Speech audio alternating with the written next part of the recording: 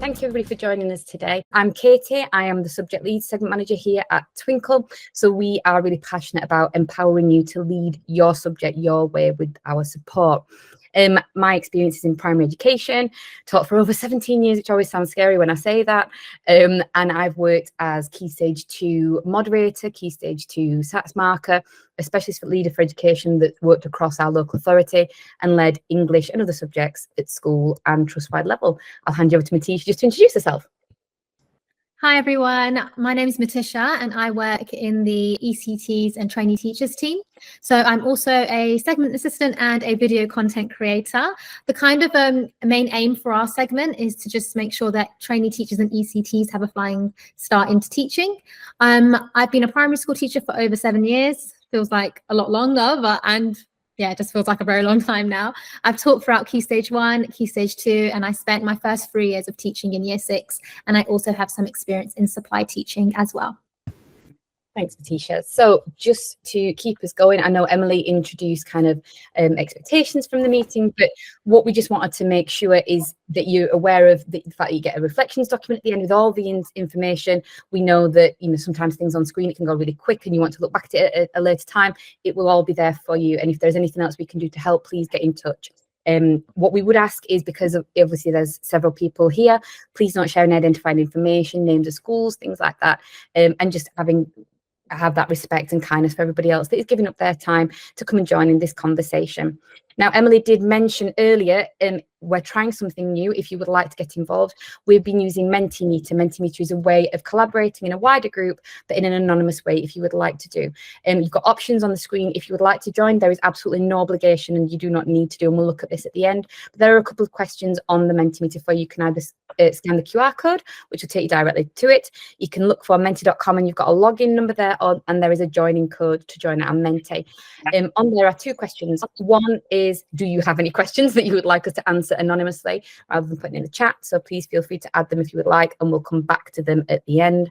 And also, from your own perspective, what does a subject leader do? And what it will do is it will create us a wonderful word cloud that we can then use and share on with your reflections document and everything at the end if useful. So I thought it'd be really great to get ideas from across the country, across all of our experiences that are here today about that role of a subject leader, something I'm massively, massively passionate about.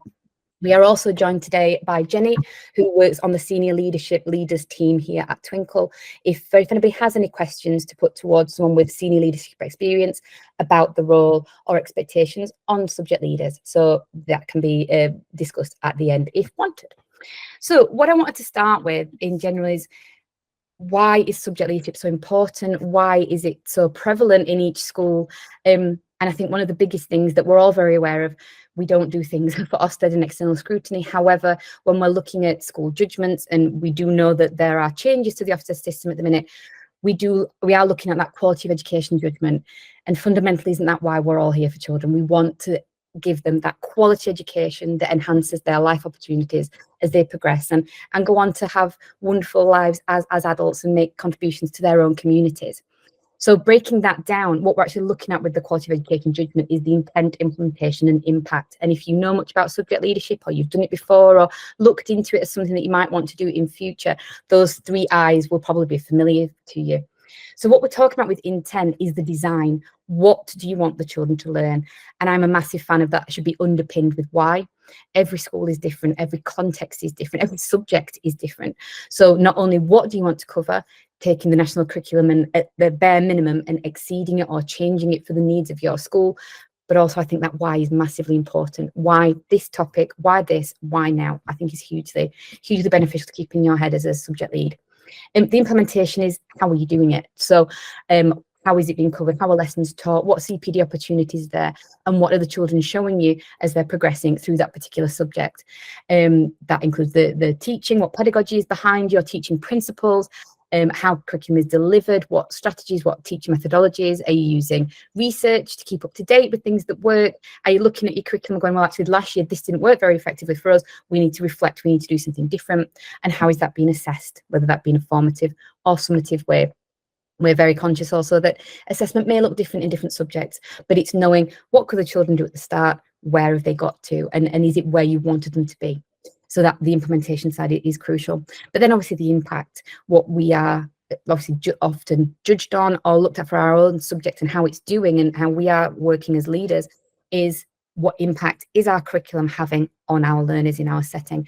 So are the children's knowledge improving? Are they showing progress in what they could do and what they can now do?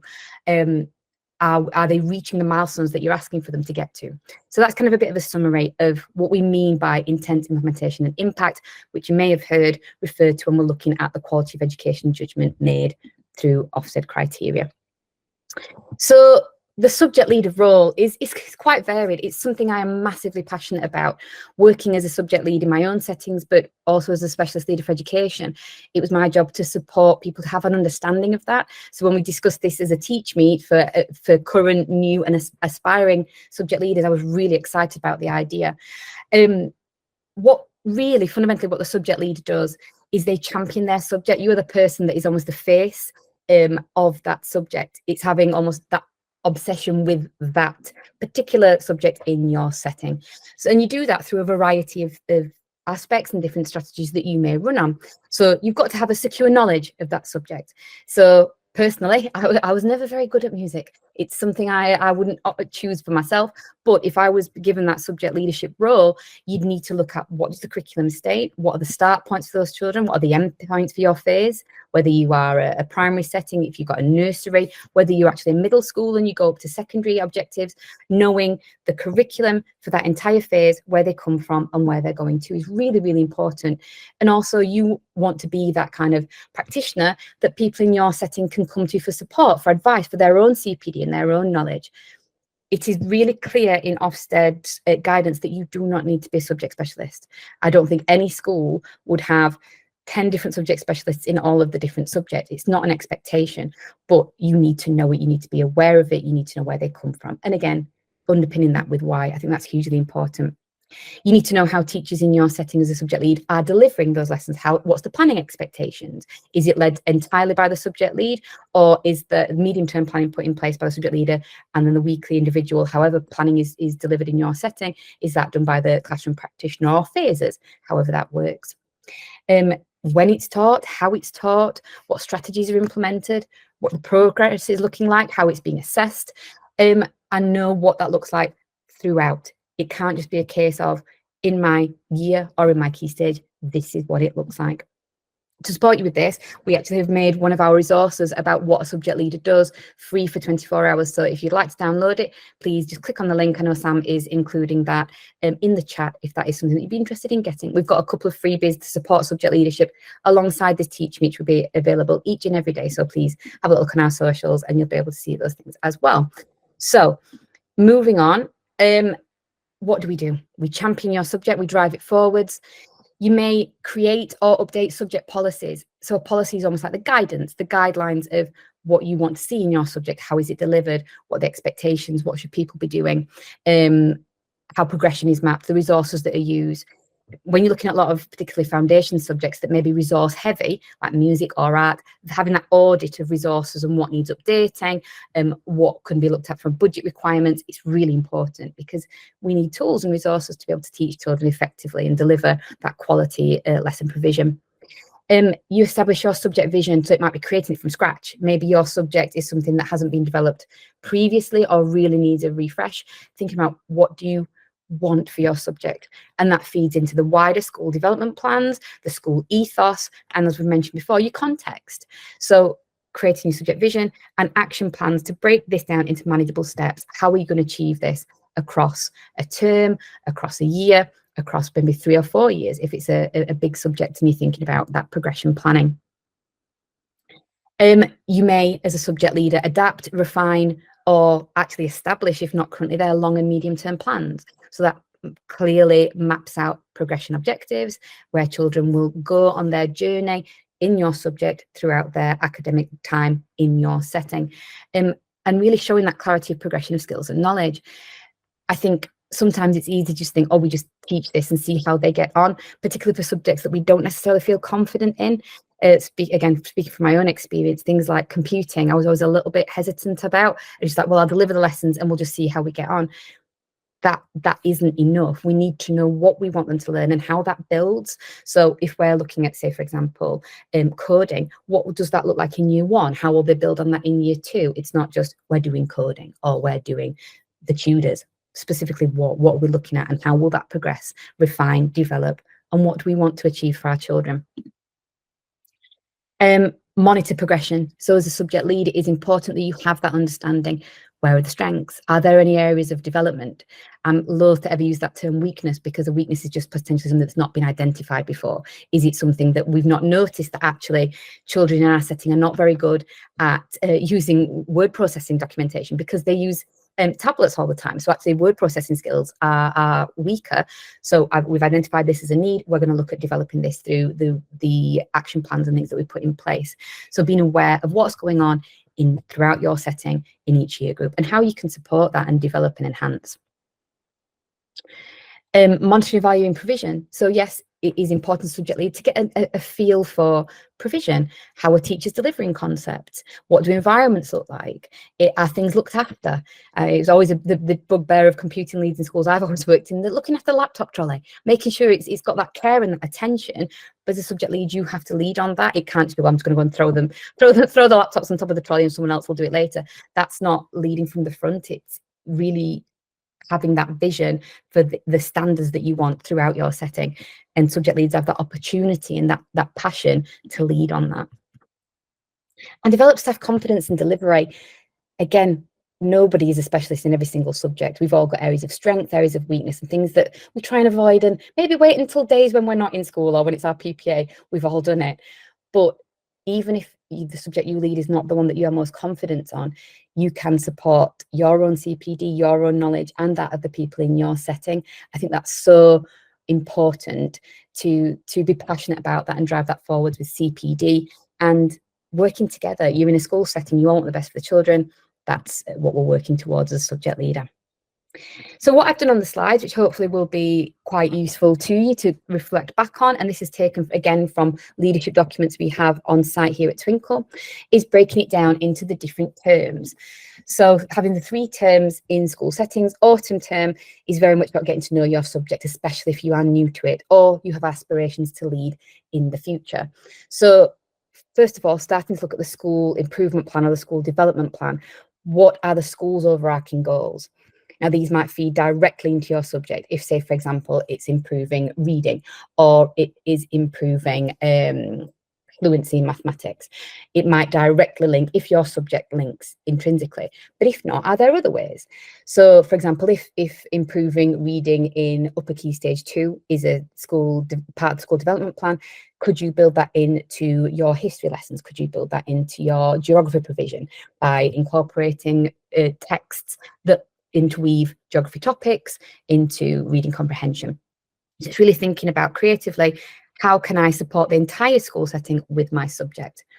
You will look at provision, so having getting that feel for what's going on in the autumn term. We've had 6 weeks off. What's going on? Have the children forgotten everything that they've been taught the last year, or is it still there? Are they still embedding it? Because that's what we want, isn't it? We want children to leave one year group, moving on to the next and retaining that knowledge. Is it secure, or is it just they remember it for that particular term and that particular topic? Ideally, we want those transferable embedded skills. So looking at the provision, looking at resources, do we need to start afresh? Was everything used in the summer term? If you're doing DT, everybody had some huge project and there's nothing left in the stock cupboards. What do we need? What would enhance and support delivery? Really thinking about that vision. So reflecting on previous years, or if you're new to the subject, predecessors, what have they done for the subject in other academic years, and how can we keep going? It's an ongoing journey. You're never going to get a subject perfect. It's always, so what next? What's coming up next? How could you make it even better? So from that, you would create your own subject action plan with the overarching school improvement plan, and this is how my subject will develop those aims. So priorities may be around assessment data, they may be around the profile of your subject. Say, for example, you're leading languages and there are no displays in school and no one can actually tell you what languages are taught until they get into key stage 2. Maybe that's something you want to develop, having the wider school community recognise what languages are covered in your setting and why. Again, potentially because of your context. Maybe you have a setting which has lots and lots of different languages within it, with speakers from different nations, and maybe you want to build that into your provision.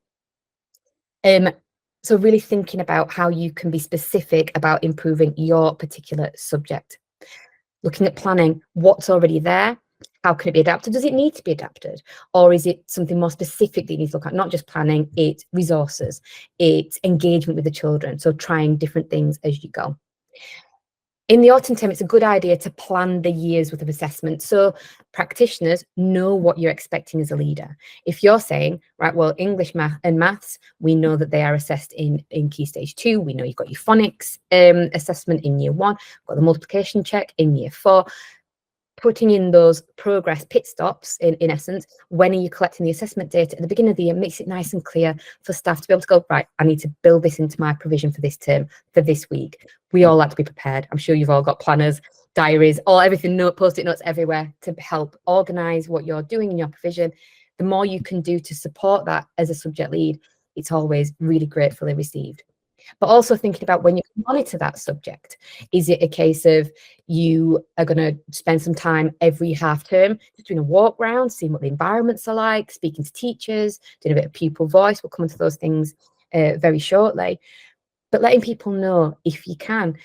And obviously there's always that, not competition, but there's a lot of subjects. Everybody will want to know what their subject looks like, balancing it out so it isn't a day where every single subject is monitored and scrutinised by every single subject leader, because that doesn't support well-being, it doesn't support workload. Really thinking carefully and strategically about when are those points, when are the important points to get a better feel for what's going on in your subject, and making staff aware. But also CPD, if you start the year off by having those conversations with staff and finding out that in languages people are really nervous about pronunciation, then we need to think about how can you build CPD in that as quickly as possible, identifying areas for development, what staff want. As a new subject lead, it's having that blank slate is really exciting to go, how can I help you? What can we do to do it better? Share your ideas with me. Let's build on this and develop. Towards the end of the autumn term, you may be doing some data analysis, again, depending on your subject. You like to know where the kids have gone from the start, when they entered in September, to up to Christmas, that the crazy time where everything gets covered in glitter. But, you know, how has progress being shown? What are the children able to do now that they couldn't do? And how is that represented in assessment in your subject? Because how phonics is assessed is extremely different to how art might be assessed. Having that clarity, what you expect from teachers, and supporting them to be able to do that with confidence is really, really important, subject leader. And through that, with your subject monitoring, as you mentioned before, you may be doing things like book clubs, having to see what the children are producing. Some subjects, everything will be in a book. Others, it may be on displays. It might be a digital portfolio. It might be images and videos of what they've been doing. So thinking about how you can look into what's going on. Having conversations with staff, parents is always an interesting one. Do they know about your subject? Do they know what the children are learning? Are they clear? Is it concise? Do you need to put some support on for parents to be able to have a better understanding of what your subject looks like? Speaking to staff, speaking to governors, really getting that insight into how it's going, what's working well, and what could you develop in future. And potentially pupil progress meetings. So you might be meeting with SLT to discuss what progress looks like. So the autumn term is quite a busy one, I always think, to be able to get to grips with what your role is and where your subject's at. Moving on to the spring term, a lot of repetition starts to happen. So you may do subject monitoring again. You may look at your provision and go, actually, this didn't work in the autumn term. We don't want to run with it for another term. It really didn't work. We're going to pivot. We're going to do something slightly different and tweak it and see if this works. And as a subject lead, you can really be passionate about that and lead on it and explain why. One of the worst things in education is things change quite often. Policies, guidance, government, Ofsteds, heads, staffing, things change a lot. And this happens on a weekly, daily basis. As a subject leader, if you're not explaining why you're putting things in differently, why you're changing things, people don't always buy into it.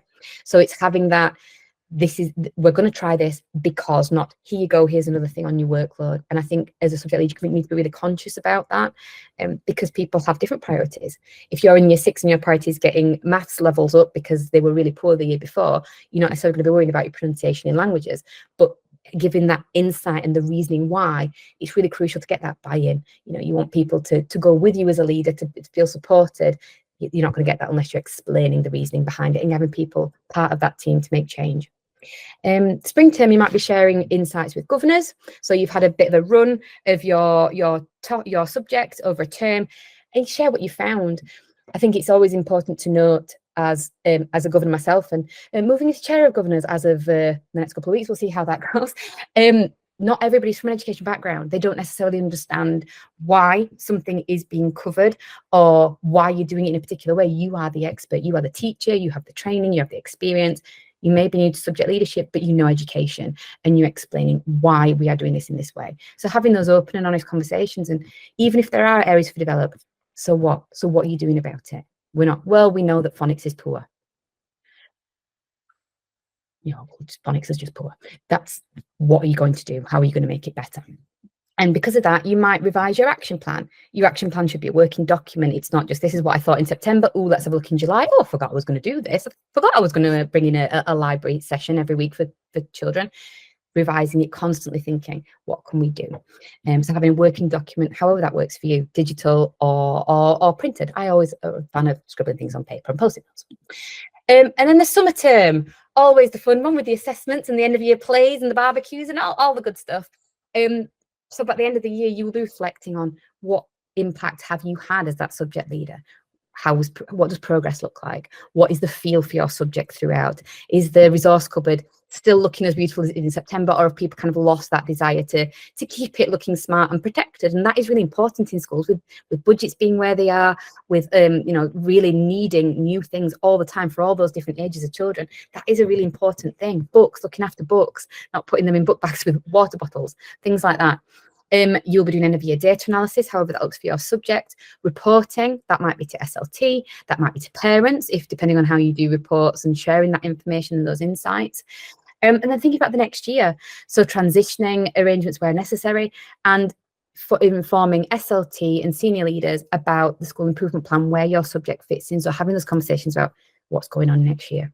So it sounds like a lot, and it is, but there's a lot to take from subject leadership, that insight into how senior leaders work, and having that oversight of something bigger than just in your own class is really, really exciting. On a week to week, it might look like things like talking to staff and children. How are you finding your art this half term? What are you doing? What can you remember? What have you really enjoyed? And talking to staff, this new thing we brought in, did it work? Was it useful? Is that resource any good, or is there something better? You might be organising and ordering resources, talking about those stock cupboards, that DT cupboard that you can see at the back of the hall that you're thinking, please don't go in there, nobody touched that, I've organised it. You might be supporting planning, you might be working with staff members who are a little bit unsure or want a bit of clarity, delivering subject knowledge, even if that is just, oh, I've seen this brilliant resource, check this out, this will help you understanding on subjunctive form, always my favourite. Or is it something that's bigger that's needed? Is it proper CPD training that you need to put in as leader? Researching lesson ideas, always one of my favourite things to do. Having a look, we need to teach this concept, we need to get this kind of progress going. How? Sharing ideas, working together, setting up working groups across your school, your local authority, your trust. Really good way of seeing what your peers do. Might be creating displays or gathering information to showcase your subject, whether that's digital or physical, to be able to go, this is where my subject is at. This is the picture of what we're doing, and this is what we've achieved so far this year. To celebrate success. I think it's always easy to think, what next? What do I need to do better? But celebrate what you've done. And looking at the start of the year to the end of the year, it's magnificent when you see the changes and what you've done. Take a lot of pride from that. It's very easy to think, what am I doing now? Take a step back and think, yeah, brilliant. This is what we've achieved. So editing your action plan. So thinking about what we're going to do next. A resource that may support with this, that we can share in the reflections document, is our subject leaders yearly cycle, which breaks down all that information into different terms, and to think about how could I prioritise this information. So thinking about people who may be aspiring to be subject leads, not there yet, but are looking at it as something as a career avenue, and what are the benefits and how can you prepare for it? Because depending on your setting, depending on the size of your school, it could be quite competitive to get into subject leadership. Sometimes subject leadership comes with additional time out of class or additional a TLR payment, depending on the subject, the context, the need. Obviously, we know every setting is different.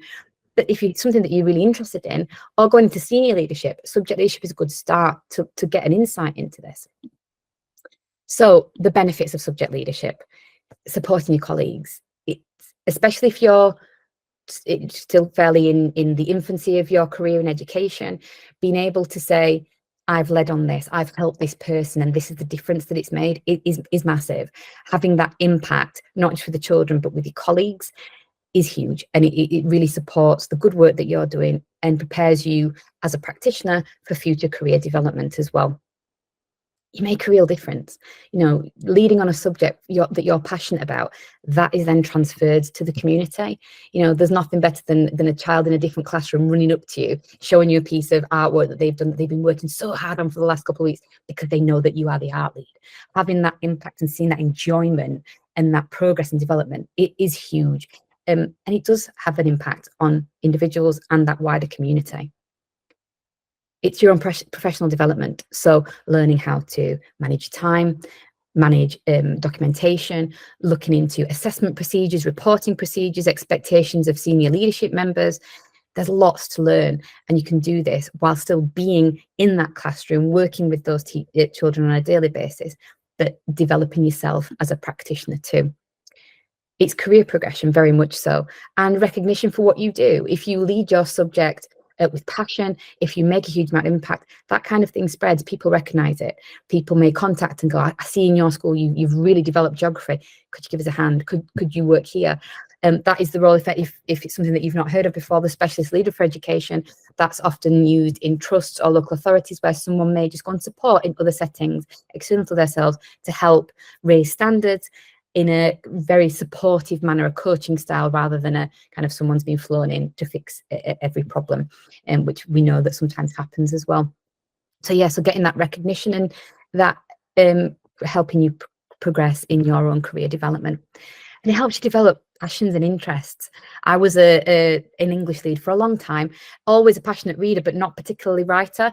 And my head teacher at the time said, I really need you to lead on writing. And it wasn't because I was the best teacher of writing. It wasn't because it was a massive, obvious passion of mine, but it's because I was really passionate about supporting and working with practitioners, helping each other, really collaborative working style. And then I became extremely passionate about writing. Oh, do you know what? I've never explored non-fiction writing to the level that we've done within doing the research for the actual role.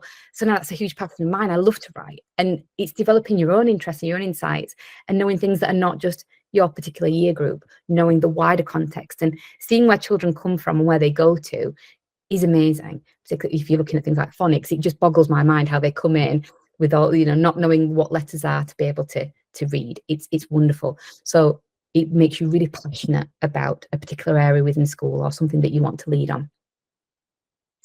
And it does give you transferable skills. So being able to lead, coordinate, organise a subject, support other staff, report to senior members of staff. These are all transferable skills that you can use in different settings, in different roles throughout your career. And networking, missed that one. So understanding leadership and working with other people is always really, really useful.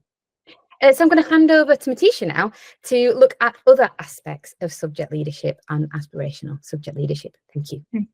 Thank you, Katie. That was all really, really, really helpful. Good. What I'm going to be talking to you guys about is being a subject leader and an ECT, or you may be an ECT considering to be a subject leader in the future. So maybe you might know an ECT, or you might be an ECT, and you might be thinking about subject leadership. So that's just what I'm going to be speaking to you about, kind of what that might entail and what you should expect from a role like that if you do decide to take on a role like that.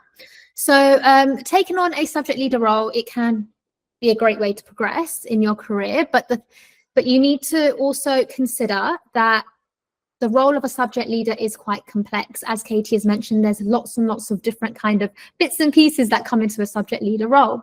So careful consideration needs to be taken before you consider to even take on this step as an early career teacher, as an ECT. So an ECT would have so much going on in their 2 years of their induction.